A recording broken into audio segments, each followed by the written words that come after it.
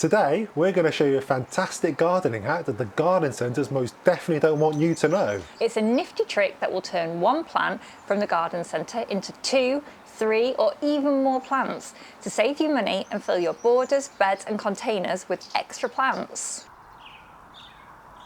Not a lot of people know this, but when you pick up healthy perennials like hostas, ornamental grasses and delphiniums from the garden centre, they often come jam-packed in one container. And guess what? That means you can divide them up and get more plants for free. It's a really easy and simple trick that will save you money and make your garden look fuller and feel more cohesive. So what plants can you divide? Well, basically almost all herbaceous perennials can be divided. You might be wondering what exactly an herbaceous perennial is. A perennial is a plant that lives for more than 2 years. Unlike annuals, which complete their life cycle after one season, perennials come back year after year. And herbaceous just means that they die back above ground over winter and begin popping back up in warmer weather. The key thing about herbaceous perennials is that they spread. This means we can divide them into smaller clumps and each of the clumps will spread into larger plants. Not all herbaceous perennials can be divided. Plants with a taproot like poppies or lupins don't respond well to division and are better left undisturbed. If you're not sure though, as a rule of green thumb, if it grows in clumps, it most likely can be divided. But if it grows from a single main root or doesn't spread naturally, it's best not to divide. And here's a top tip. It's essential to make sure that the plant you are dividing is healthy. So as tempting as it is, it's best to avoid the reduced section in the garden centre. So, when is the best time to divide your plants? Well, division is most successful when the plants are not in active growth. So you should divide your summer flowering plants in spring or autumn when they are not actively blooming. You can divide brand new plants you've just bought from the garden centre, or you can lift and divide plants that you have in your own garden. So all of these gorgeous plants here on the table can be divided. This is a geum and it's called Totally Tangerine. When it comes into bloom, it'll have gorgeous orangey, peachy flowers. This is a salvia and this will have purple flowers, one that's really popular with the bees. This is a veronica. This is going to have kind of tall, white flowers. And this here is a pink delphinium. Again, this is quite tall, another one I think the bees will love. And here at the front here is a verbena. That's one of my favourites, plants in a border. It looks really pretty, just little dots of purple all around. We used to have that everywhere in the garden, didn't we? The absolute classic plant to divide is the hosta. This is a Francis Williams variety. So it's dead clear where to divide that. We'll show you that in a sec. This is a sedum, am I pronouncing that right? Sedum, sedum, I think so. Wherever takes your fancy. Nice, beautiful pink flowers. So looking forward to having that all over the garden. Got a classic here in the Peter with blue flowers. So again, I reckon the bees will absolutely love that one.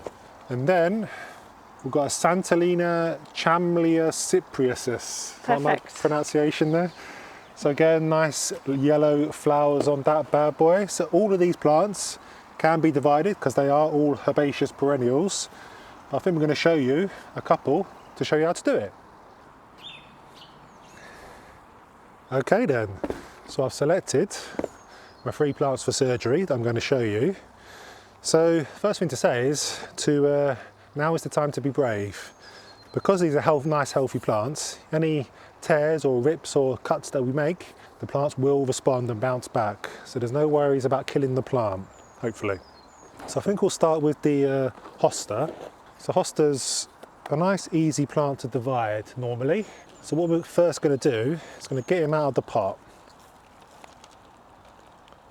Like so. So he's come out relatively easily.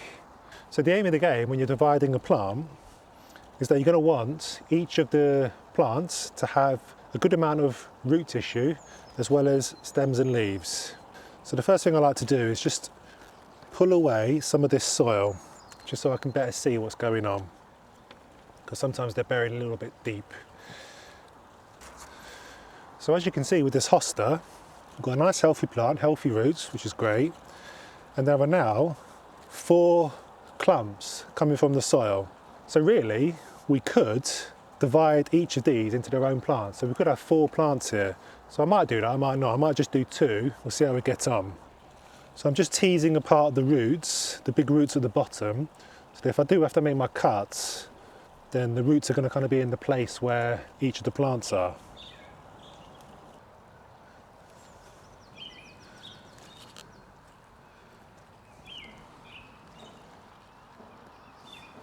So I'm trying to see if it will come apart naturally with just me pulling it. It doesn't look like it wants to. Looks like it wants to stay together. So in which case, we can clear some of this soil to the side. Just get a nice sharp knife. So I've just grabbed this from the kitchen, biggest knife we have. So what we're going to do is find the center point, which is about there. We're going to make a nice clean cut down the middle. Like so. So we've got 2 healthy plants here. So as you can see, I've made the cut. So I guess this is the rhizome of the plant. So it will develop a rhizome in the soil, it will spread, and it will pop up shoots along the way, and it will continue to do that.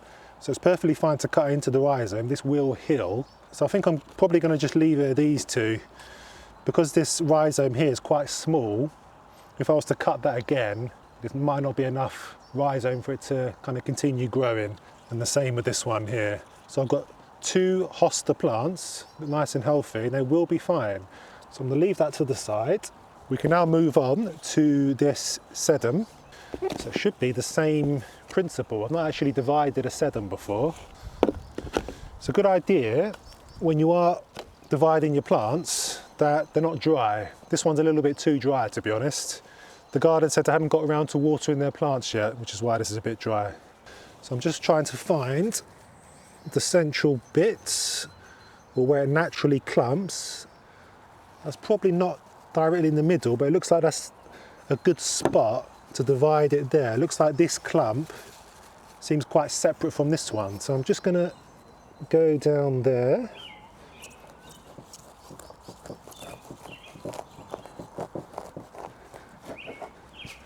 Like so. So as you can see, all the rhizomes are in the soil. I think I will split this further. I reckon that is a natural clump.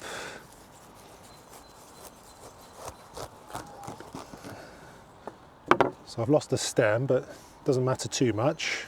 I've still got 3 healthy plantlets there. And I've got this one here with 4. And then we've got this big bad boy here. This is the Geum.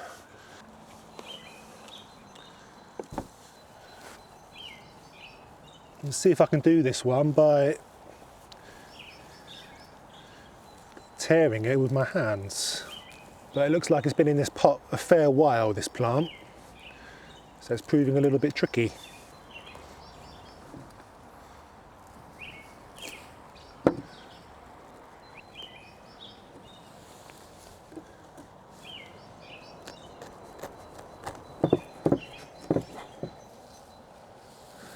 Okay, so that's a nice healthy plant, lots and lots of roots in here. So the more roots and the more rhizomes there are, the more it's going to bounce back. So if I wanted to, I could cut that again, which I think I might. Turn this one plant into 4.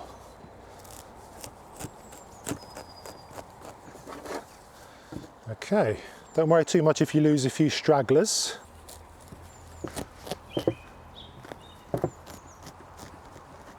It's now time to start planting them in the garden somewhere.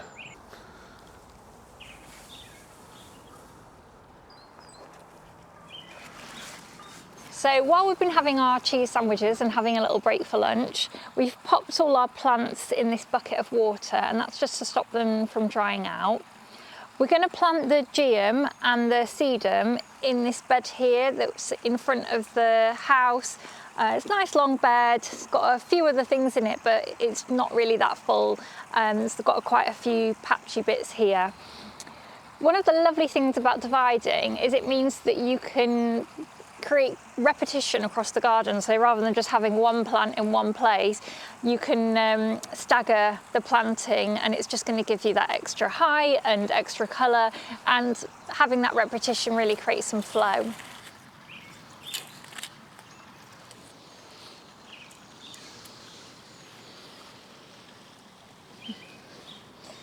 So that's one in there, and I'm also going to put a bit of fresh compost to dig into the soil there.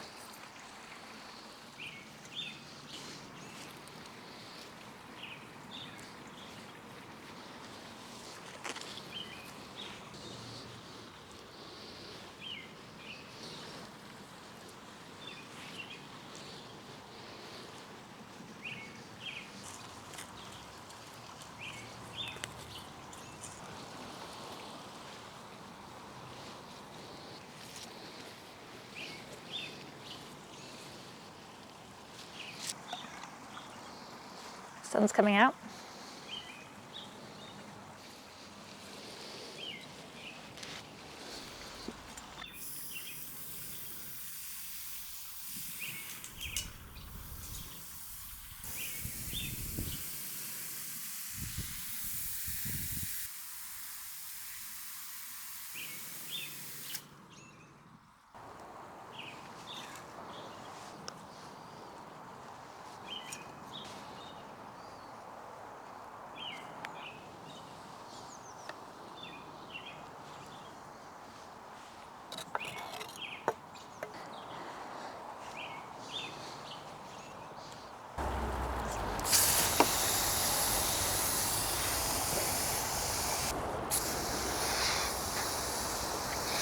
So, we've cheated the garden centres and we multiplied our plants for free for our borders, and you can do the same.